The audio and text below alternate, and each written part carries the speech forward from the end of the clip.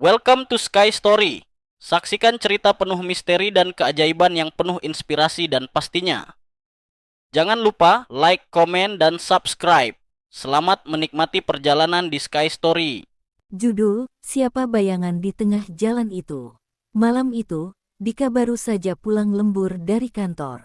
Jam menunjukkan pukul 1.17 dini hari ketika ia memacu motornya melewati jalan pintas yang membelah area hutan kecil di pinggiran kota. Jalan itu gelap, sepi, dan sering disebut orang sebagai jalan mati, bukan karena kecelakaan, tapi karena cerita-cerita aneh yang menyelimutinya. Namun Dika bukan tipe yang mudah takut. Ia menganggap semua itu cuma tahayul. Udara malam terasa dingin menggigit. Lampu motor satu-satunya yang menerangi jalan sempit beraspal rusak itu. Suara jangkrik bersahut-sahutan dari semak-semak gelap di kanan kiri. Ketika ia memasuki tikungan panjang, tiba-tiba ia melihat sesuatu, bayangan berdiri di tengah jalan.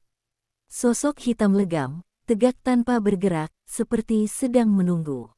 Dika spontan mengerem keras. Ban motornya tergelincir sedikit, nyaris membuatnya jatuh. Lampu motor menyorot sosok itu.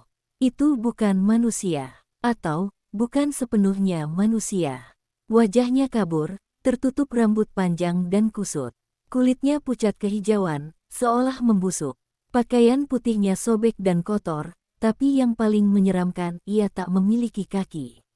Sosok itu melayang beberapa senti di atas tanah. Dika ingin berteriak, tapi suaranya tercekat.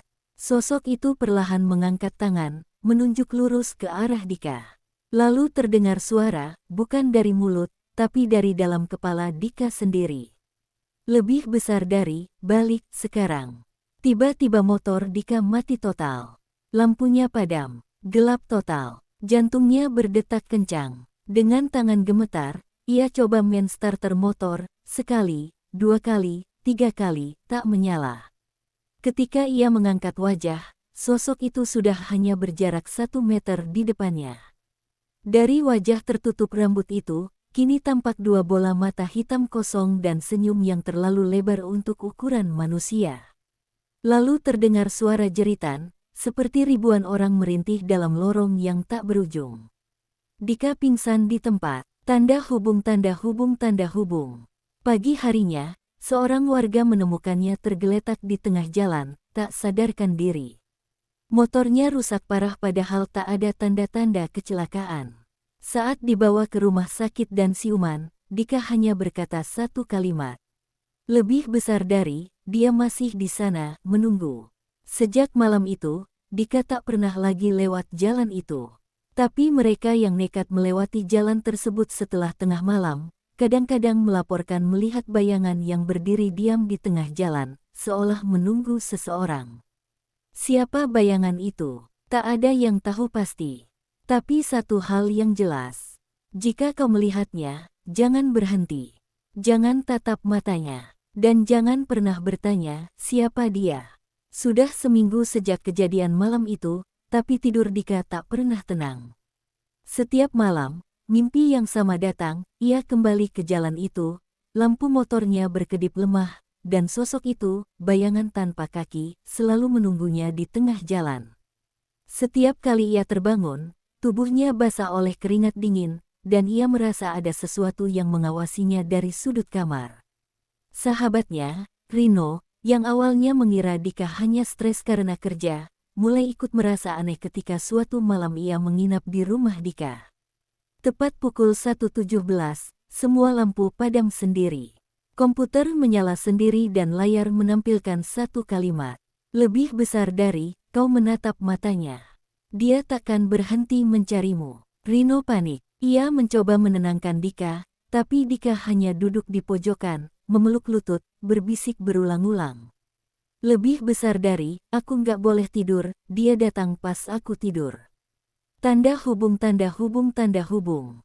Esok harinya, Rino nekat pergi ke jalan mati, dengan satu tujuan, membuktikan bahwa semua ini cuma trauma dalam kepala Dika. Ia memasang kamera di helm, menyalakan live streaming, dan menyusuri jalan itu tepat jam 1 dini hari. Awalnya, semuanya tenang, jalan lengang, hanya terdengar suara serangga. Hingga jam 1.17, kamera mulai terganggu, gambar bergoyang, terdengar suara seperti napas berat, dan di kejauhan, terlihat sesosok bayangan berdiri di tengah jalan. Live streaming itu hanya berlangsung 2 menit setelah penampakan itu. Lalu layar menjadi hitam, tak ada sinyal, tak ada kabar dari Rino. Esok paginya, polisi menemukan helm dan motor Rino tergeletak di tengah jalan. Tak ada jejak tubuh, tapi di tanah, tertulis dengan darah. Lebih besar dari, satu lagi yang menatap mataku. Tanda hubung tanda hubung tanda hubung. Dika hancur. Ia tahu ini bukan sekadar trauma, ini kutukan. Ia mulai mencari tahu. Dari penelusuran di forum-forum horor, ia menemukan legenda lokal tentang penunggu jalan tanpa nama, roh seorang perempuan yang mati dibunuh dan dibuang di sana, tak ditemukan jasadnya. Konon, siapapun yang menatap matanya, akan dibawa untuk menemani kesepiannya dalam kegelapan abadi. Dan Dika sudah menatapnya. Malam itu, Dika menyalakan kamera, dan berkata ke layar, "Lebih besar dari, kalau kalian lihat video ini, artinya aku sudah nggak ada. Tapi kalau dia datang ke kalian, jangan pernah tatap matanya. Jangan pernah tanya siapa dia." Ia kemudian naik motornya, menuju jalan itu untuk terakhir kalinya. Kamera terus merekam. Di menit ke-17, videonya berhenti. Tak pernah ada yang menemukan Dika. Tapi videonya terkadang muncul sendiri di ponsel orang-orang yang pernah melewati jalan itu, meskipun mereka tak pernah mengunduhnya. Dan satu hal yang selalu sama, lebih besar dari di akhir video, ada suara yang berkata pelan, "Sekarang, giliranku mencarimu." Namanya Alia, mahasiswa jurusan komunikasi di kota yang sama tempat Dika menghilang. Ia sedang menyusun skripsi tentang pengaruh media digital dalam penyebaran cerita urban legend. Salah satu topik yang menarik perhatiannya adalah kisah viral tentang penunggu jalan mati. Alia skeptis. Ia percaya bahwa semua itu hanya rekayasa untuk menaikkan viewer. Namun rasa penasarannya memuncak ketika seseorang mengiriminya tautan di DM Instagram tanpa nama pengirim. Isinya, "Kau ingin tahu kebenarannya? Lihat videonya sampai habis." Tanpa pikir panjang, ia mengklik link itu. Videonya dimulai dengan gambar gelap, suara mesin motor, lalu suara Dika. "Lebih besar dari, kalau kalian lihat video ini, artinya aku sudah nggak ada." Alia semula menontonnya sambil mengerjakan tugas. Tapi perlahan, suasana di kamar terasa berubah. Angin dingin tiba-tiba bertiup, padahal semua jendela tertutup. Lampu meja berkedip pelan. Di layar, Dika mulai memasuki jalan itu. Sosok bayangan mulai terlihat di kejauhan.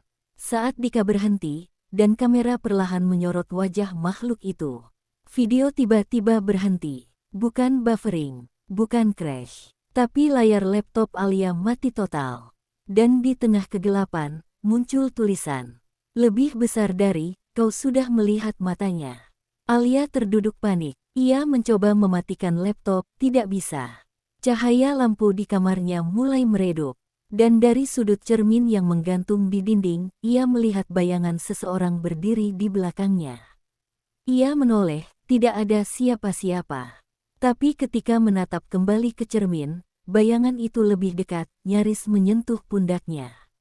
Alia menjerit, tanda hubung tanda hubung tanda hubung. Keesokan harinya, sahabat Alia, Sinta, datang ke kosnya setelah tak bisa menghubungi Alia semalaman. Saat masuk, kamarnya kosong.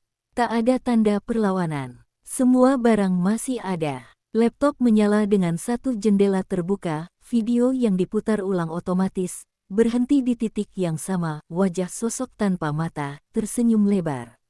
Dan di layar tertulis, "Lebih besar dari, satu lagi menemani sepi." Sinta pun kini penasaran. Dan karena penasaran, ia klik play. Tanda hubung tanda hubung tanda hubung. Cerita ini belum selesai, karena siapapun yang membaca, mendengar, atau melihat wajahnya, membuka pintu bagi dirinya untuk datang. Sinta tak pernah mengira rasa penasarannya akan menjadi awal dari akhir. Sejak menonton video itu, ia mulai melihat bayangan di tempat yang tak seharusnya, di belakang rak buku, di pantulan gelas kopi, di sudut layar ponsel saat sedang mati. Bayangan yang diam, tapi semakin dekat setiap hari. Ia mulai menyelidiki, dan menemukan satu nama yang terus muncul dalam forum-forum horor gelap. Ranti Yudiasih. Nama itu tidak banyak diketahui. Tapi melalui pencarian di arsip berita lama, Sinta menemukan sebuah artikel tahun 1998. Lebih besar dari, seorang gadis ditemukan tewas secara misterius di jalan hutan kecil wilayah barat kota. Diduga korban pemerkosaan dan pembunuhan. Jasadnya tak utuh, dan pelaku tak pernah tertangkap. Namanya, Ranti Yudiasih. Namun yang paling mengerikan, artikel itu ditutup dengan kalimat dari warga sekitar. Lebih besar dari, jangan sebut nama itu setelah gelap, atau dia akan tahu kau mencarinya. Sinta mulai merasa dirinya sudah terlambat. Tanda hubung tanda hubung tanda hubung. Pukul 1.17 dini hari, Sinta menulis catatan terakhir di blognya. Lebih besar dari, ini bukan cerita horor biasa. Ini bukan fiksi. Jangan cari videonya. Jangan teruskan ceritanya. Dan, jika kamu membaca ini tengah malam, jangan pernah lihat ke arah cermin. Lalu blog itu menghilang, seolah tak pernah dibuat. Sinta pun menghilang. Namun beberapa hari kemudian, cerita itu mulai menyebar.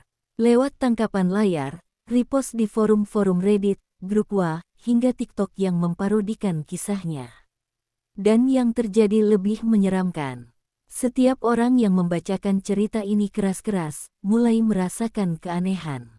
Mereka mengaku mendengar suara bisikan di malam hari. Beberapa melihat seseorang berdiri di tengah jalan meski mereka sedang di kamar. Lalu, satu persatu menghilang. Tanda hubung tanda hubung tanda hubung. Kini, cerita ini ada di tanganmu. Kau sudah membaca nama itu. Kau tahu jam terkutuknya, pukul 1.17.